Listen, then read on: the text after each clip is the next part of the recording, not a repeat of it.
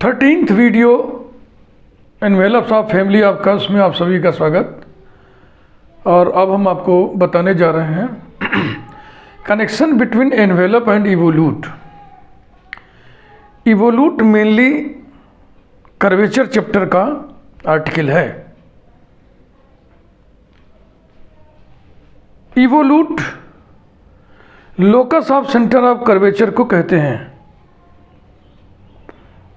देखा यह गया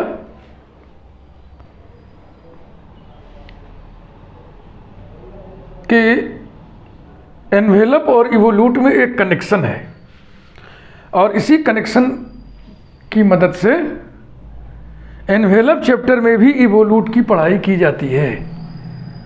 तो इवोल्यूट की स्टडी हम दो जगह करते हैं, कर्वेचर चैप्टर में, रेडियस ऑफ कर्वेचर जो चैप्टर होता है उसमें, और एनवेलप चैप्टर में। जो मैंने प्लेलिस्ट बना रखी है रेडियस ऑफ कर्वेचर की, उसमें लास्ट में हमने इवोल्यूट की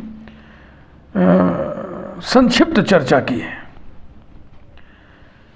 जो हम envelopes of family of curves playlist दे रहे हैं आपको, इसमें भी लास्ट में, अभी लास्ट ही समझिए, एक दो वीडियो बनाएंगे, इवोल्यूट की संक्षिप्त चर्चा ही करेंगे। फिर एक हम नई प्लेलिस्ट आपको देंगे, उस प्लेलिस्ट का टाइटल ही होगा इवोल्यूट, और उसमें खूब विस्तार से बातें की जाएंगी locus of centre of curvature के माध्यम से, envelope of family of normals के माध्यम से भी। तो आइए हम सबसे पहले इस रिजल्ट को देखें। Normal to a given curve, ध्यान से एक एक शब्द पे, भाव पे गौर करिएगा। Normal to a given curve is the tangent to its evolute. Normal to a given curve is the tangent to its evolute. Tangent to its evolute यानी इवोल्यूट को छूता है कौन? कर्व का नॉर्मल। तो कर्व के हर पॉइंट पर खींचा गया नॉर्मल इवोल्यूट को छूता है। यानी कि जो नॉर्मल्स का फैमिली बनेगा उसका एनवेलप कौन होगा? इवोल्यूट।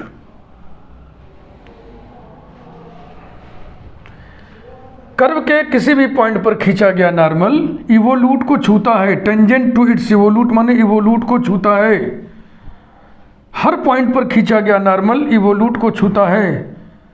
तो कुल कितने नॉर्मल्स खींच सकते हैं? जितने कर्व पे पॉइंट्स होंगे, इसका मतलब इनफाइनाइट नंबर ऑफ नॉर्मल्स, उसका फैमिली बना लीजिए। उस फैमिली का जो एनवेलप होगा उसका क्या काम होगा? एनवेलप फैमिली के हर मेंबर को छूता है और हर मेंबर एनवेलप को किसी न किसी पॉइंट पर छूता है। तो इस भूमिका को कौन निभा रहा है? इवोल्यूट। सारे नॉर्मल इवोल्यूट को छूते हैं, तो इवोल्यूट की भूमिका किसकी हो जाएगी? एनवेलप की। So envelope is the evolute is the envelope of family of normals. यही हम इससे बात निकल के सामने आई। इस चीज को हम पहले तो प्रूव कर दें। हाँ, इसका मैकेनिज्म समझ लें कि जो ये लिखा गया है सच है। Let y equal to f of x be a curve. Let capital C alpha beta be the centre of curvature, be the center of curvature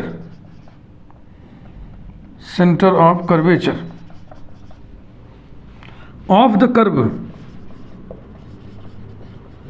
at general point P x y, full stop. We know that, पहले यहीं पे हम लिख दे रहे हैं, चर्चा कर दे रहे हैं इवोल्यूट किसे कहते हैं। We know that the locus of the center of curvature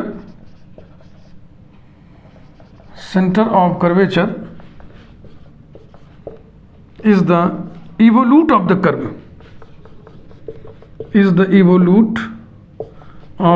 curve, इसे हम ब्रैकेट में करते हैं ऐसे।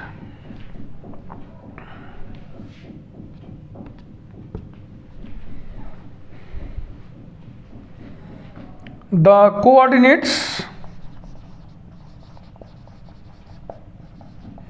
alpha beta of the center of curvature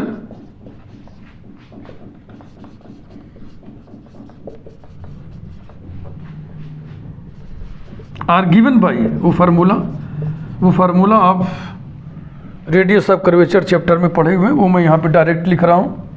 alpha equal to x minus y dash into 1 plus y dash square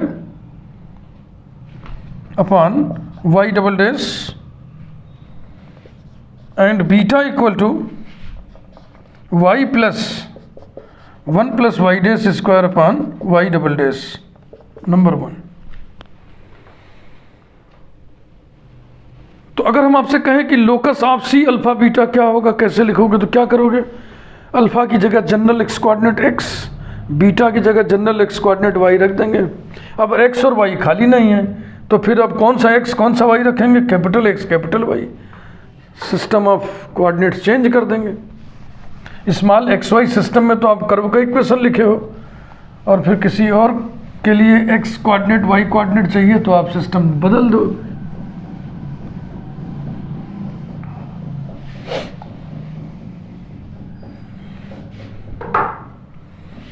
Locus of alpha beta is given by x की alpha की जगह capital X equals to x minus y dash into 1 plus y dash square upon Y double dash. Capital Y equal to y plus 1 plus y dash square upon y double dash. In fact, these are parametric equations. Number 2,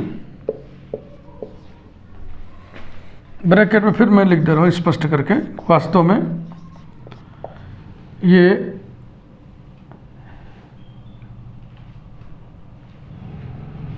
locus के parametric equations हैं, और locus of centre of curvature को ही evolute कहते हैं। तो ये evolute के parametric equations हैं। In fact these are parametric equations, parametric equations of the evolute. अब हम इस इवोल्यूट के टेंजेंट का स्लोप निकालने जा रहे हैं। इस इवोल्यूट के टेंजेंट का स्लोप क्या होगा? D capital Y upon d capital x.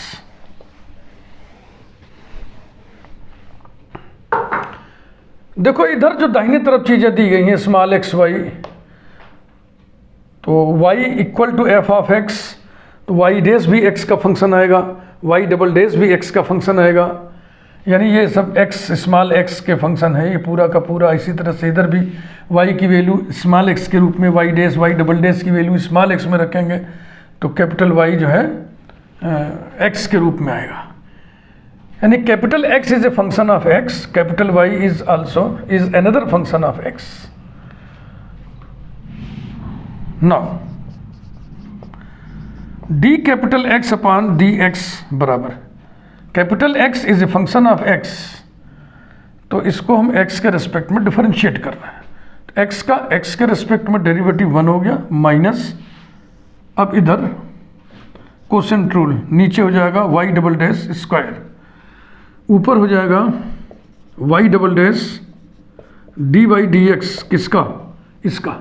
और ये क्या चीज़ है? गुणा करके लिखो, y dash plus Y dash cube minus Y dash plus Y dash cube into derivative of y double dash. तो वाई डबल डैश का डेरिवेटिव हो जाएगा y triple dash equals to 1 minus dividing line, नीचे Y double dash का square, ऊपर y double dash बड़ा bracket, x के respect में इसका डेरिवेटिव कितना हो जाएगा? वाई डबल डैश और प्लस बगल वाले का 3 Y dash square into Y double dash minus Y triple dash into bracket में Y dash plus Y dash cube, इसको सिंप्लीफाई करिए, equals two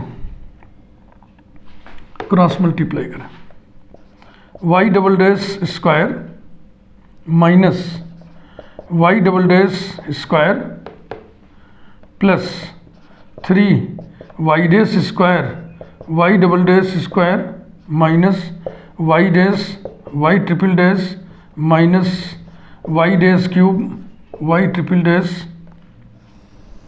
upon Y double dash square. तो ये पहला दूसरा टर्म कैंसिल हो जाएगा। ध्यान से कैलकुलेशन देख लें, बोर्ड के सामने से मैं हट जा रहा हूं। अब जो बच गए 3 टर्म उसमें वाई डैश कॉमन है, वाई डैश कॉमन है।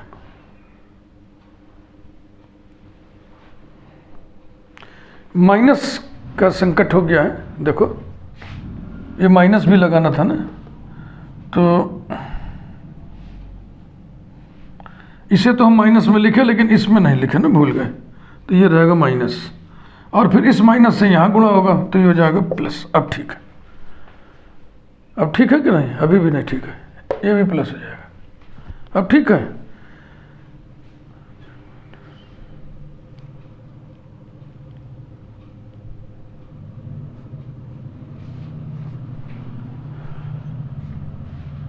Equals to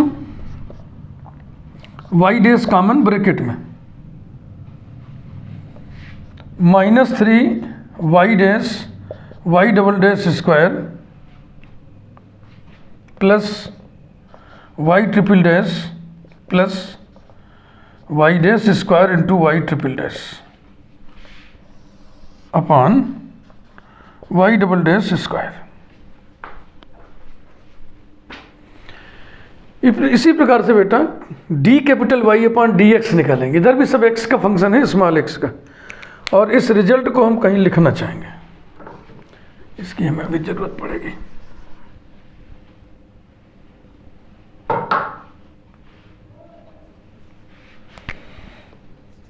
D capital X upon D X is equal to Y dash बड़ा bracket -3 Y dash Y double dash whole square plus Y triple dash plus Y dash square into Y triple dash, और नीचे रहेगा Y double dash whole square.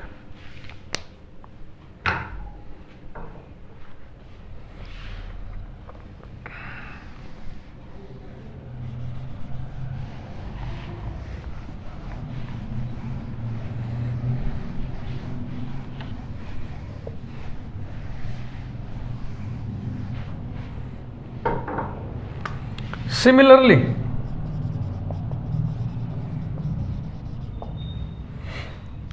d capital y by D X equals to y का x के respect में, ये हो गया y dash plus quotient rule लगेगा इसमें, y double dash whole square y double dash into इसका डेरिवेटिव 1 का डेरिवेटिव 0 हो गया, प्लस और इसका हो जाएगा 2y dash y double dash minus 1 plus Y dash square into नीचे वाले का derivative y triple dash equals to Y dash plus क्या क्या बचा ऊपर 2 Y dash Y double dash whole square 2 Y dash into Y double dash square plus Y triple dash, plus नहीं भैया minus, कैसे देख रहे हैं, माइनस वाई ट्रिपल डैश फिर minus Y dash square into Y triple dash और नीचे Y double dash square. LCM लेके जोड़िए, this into this Y dash into Y double dash whole square plus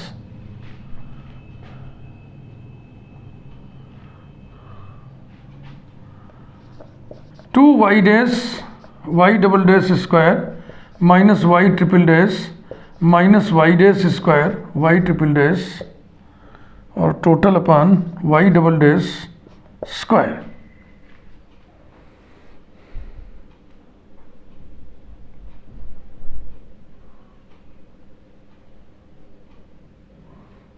ठीक हुआ है क्या, जरा एक बार चेक कर लें, मुझे शंका हो रही, पता नहीं क्या। वाई डैश हो गया, ये स्क्वायर हो गया, ये 0 2 Y dash Y double dash minus ऐसा ऐसा, ठीक तो है। फिर हो गया y dash plus 2 Y dash Y double dash square minus Y triple dash minus Y dash square Y triple dash, एकदम ठीक है। Y dash Y double dash square plus 2 Y dash Y double dash square, एकदम ठीक है। तो अब देखो ये और ये जुड़ जाएगा, कभी कभी अनायासी शंका हो जाती है तो चेक कर लेना चाहिए। 3 Y dash Y double dash whole square minus Y triple dash minus Y dash square Y triple dash upon Y double dash whole square. अब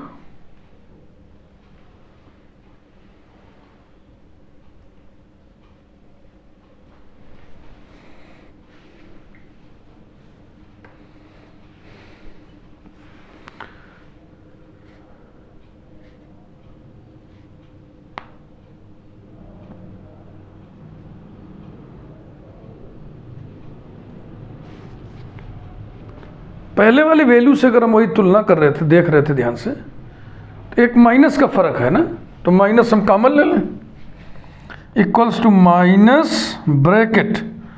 अब इसी क्रम को देख देख के लिखिए, -3 Y dash Y double dash whole square plus Y triple dash plus Y dash square Y double dash upon Y double dash square, ठीक।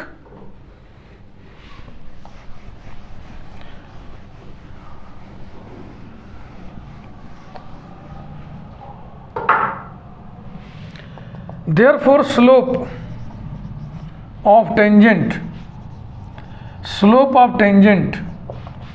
to the evolute, जिस पे नंबर 2 था ना, is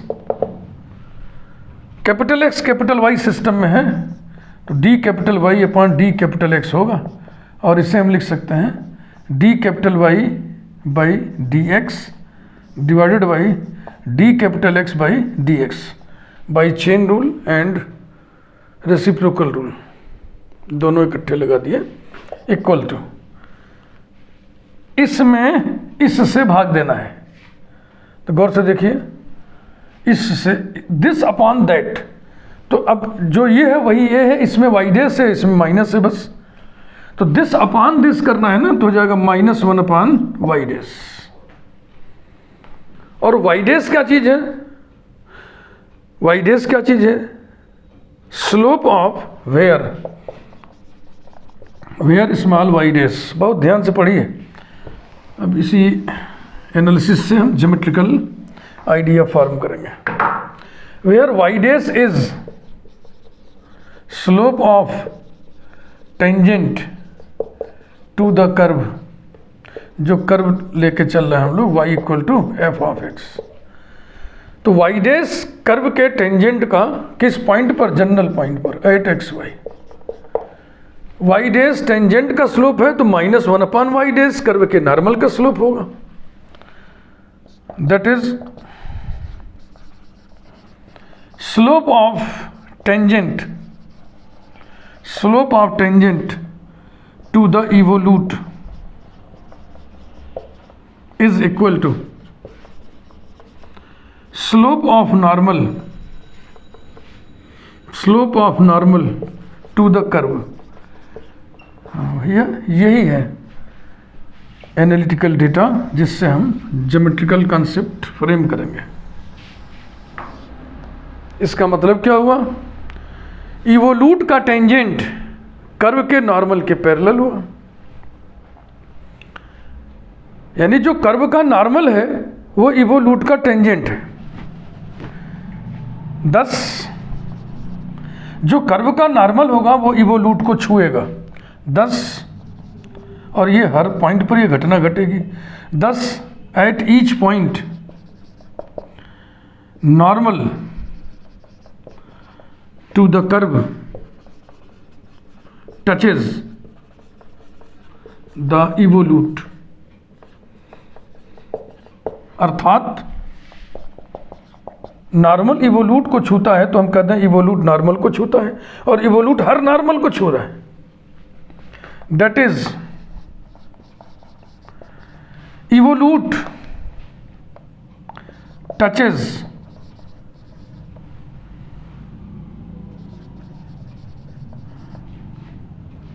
normal to the curve,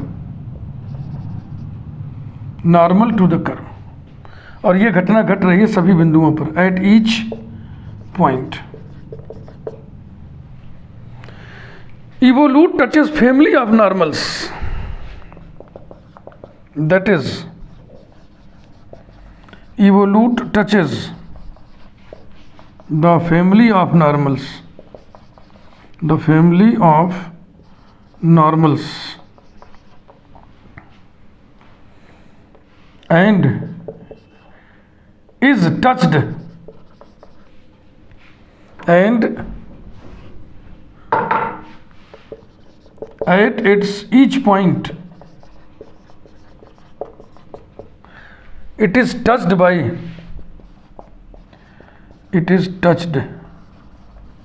by some member of the family, some member of the family। और कौन सा curve है which touches family of normals and at its each point it is touched by some member of the family of normals। इस भूमिका किसकी है? Envelope की। तो ये जो इवोल्यूट है यही एनवेलप है, that is evolute is the envelope, evolute is the envelope of family of normals, family of normals to the curve. ये एक ज्योमेट्रिकल फैक्ट उभर के सामने आया और इस फैक्ट का इस्तेमाल करके हम लोग इवोल्यूट निकालते हैं। अभी हम आपको इस प्ले लिस्ट में 2-3 एग्जाम्पल्स बस बता दे रहे हैं। बकिया डिटेल में पढ़ने के लिए आपको मेरी इंडिपेंडेंट प्ले लिस्ट देखनी पड़ेगी जिसका टाइटल होगा इवोल्यूट्स। बस इवोल्यूट्स, कई वीडियोस उसमें हम बनाएंगे, ढेर सारे एग्जाम्पल्स उसमें हम देंगे, बहुत सारे स्टैंडर्ड कर्व्स के इवोल्यूट हम निकालेंगे। Locus of centre of curvature के कॉन्सेप्ट से भी हम निकालेंगे, envelope of family of normals के कॉन्सेप्ट से भी हम निकालेंगे। आइए एग्जाम्पल नंबर 1 देखें। पैराबोला उठाते हैं।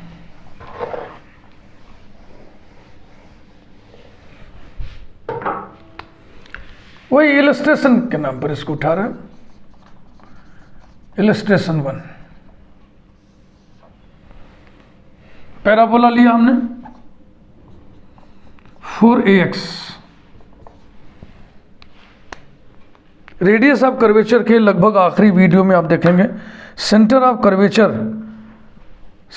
कर्वेचर के कॉन्सेप्ट से इवोल्यूट हम लोग निकाले थे। किसका? पैराबोला का।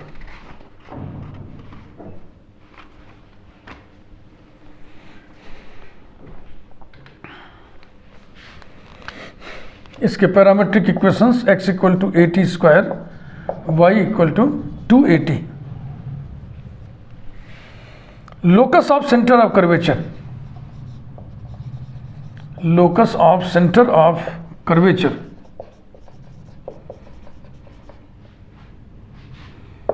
इसका कितना निकला था? 27ay square equal to 4 into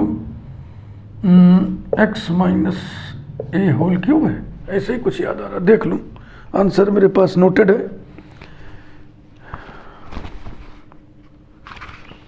parabola का इवोल्यूट स्टैंडर्ड रिजल्ट याद होना चाहिए। 27ay² equal to 4 into x minus 2a whole cube, ये होता है। अब हम निकालने जा रहे हैं envelope of family of normals. Envelope of family of normals.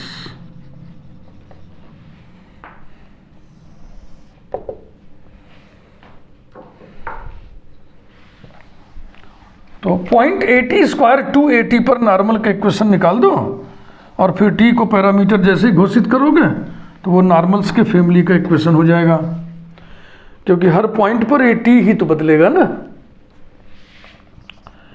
x dot equal to 280, y dot equal to 2a, slope of normal at general point t, at t माने at the point where x equal to 80² y equal to 280 is, tangent का slope होता है y dash, जो कि dot system में y dot upon x dot होता है। तो नॉर्मल का स्लोप इसके रेसिप्रोकल का निगेटिव होता है, तो रेसिप्रोकल का निगेटिव यही तो हो जाएगा, ये लिख दे रहा, minus x dot upon y dot is equal to minus x dot 280 upon y dot 2a equals to minus t। Equation of normal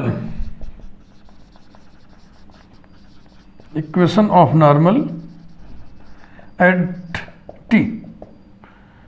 t माने at the point where x is 80² y is 280, तो हो जाएगा y minus y1 यानी कि y minus 280 equal to slope हो गया minus t into x minus 80²। नॉर्मल कौन सा पॉइंट हुआ?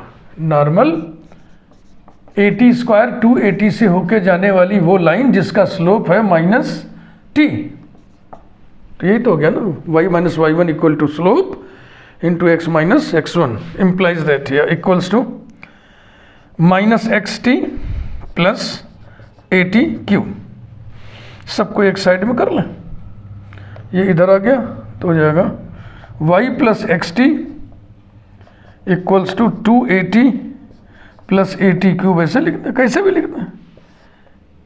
नंबर 1 तो पढ़ा ही है, नंबर 2 डाल दे रहे हैं, नहीं अभी नहीं, अभी आप ऐसे लिखे 10।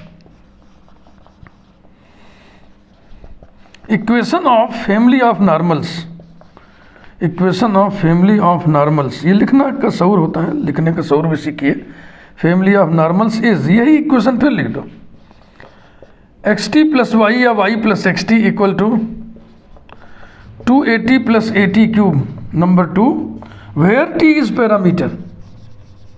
जब तक आप ऐसे नहीं लिखेंगे, पैरामीटर की घोषणा नहीं करेंगे, तब तक ये फैमिली का सिस्टम का इक्वेशन थोड़ी माना जाएगा। Where t is parameter, 1 parameter problem है ये। अब बेटा इसी का एनवेलप निकाल दो जैसे निकालते हो।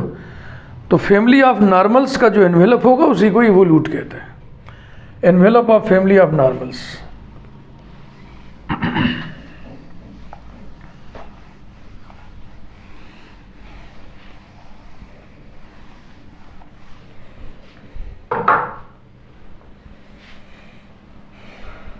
Differentiating it partially with respect to parameter t.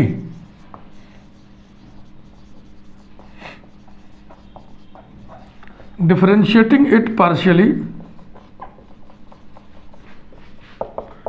with respect to the parameter t, we get x plus 0 equal to 2a plus 3at square implies that x minus 2a upon 3a equal to t square implies that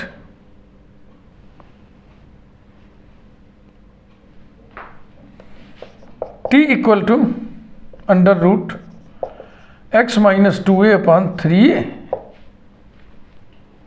Putting it into calculation देख लें,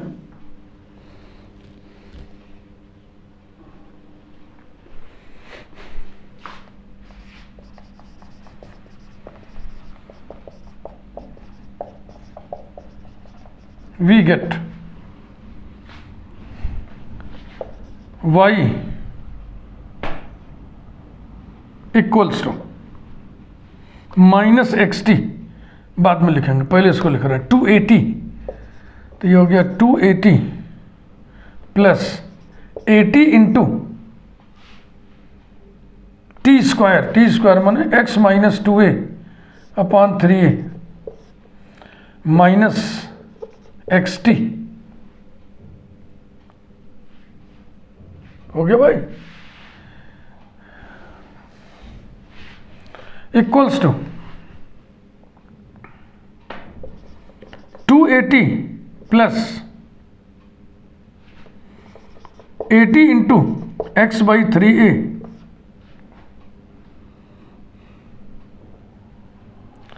इसको जोड़ लेते हैं ना, मेरा कहने का मतलब ये था 3a एलसीएम ले लो क्लियर कट, यानी 1/3a बाहर कर लिए, तो अब बताओ क्या बचेगा 6a square t plus 8x minus 2a square t minus 3atx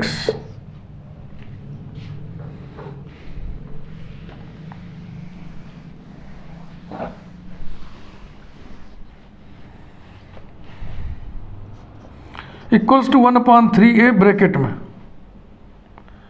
ये और ये मिल जाएंगे ना, कितना हो जाएगा 4a स्क्वायर टी और ये मिल जाएगा minus 2atx equals to 2a upon 3a, 2a इसमें से हटा दिया तो हो जाएगा 2at minus tx equals to 2/3 bracket में 2a minus x multiplied by t, दोनों तरफ स्क्वायर कर दें, y स्क्वायर is equal to 4/9 2a minus x whole square into t square की वैल्यू फिर यहां से रख दें x माइनस 2a अपॉन 3, बस हो गया।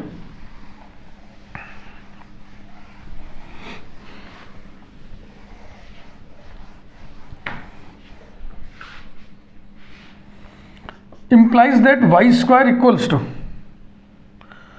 4/27a इंटू ये होल स्क्वायर, इसलिए इसको हम x minus 2a whole square कर सकते हैं, तो ये और ये मिलके हो जाएगा x minus 2a whole cube, implies that 27ay square equals to 4 into x minus 2a whole cube.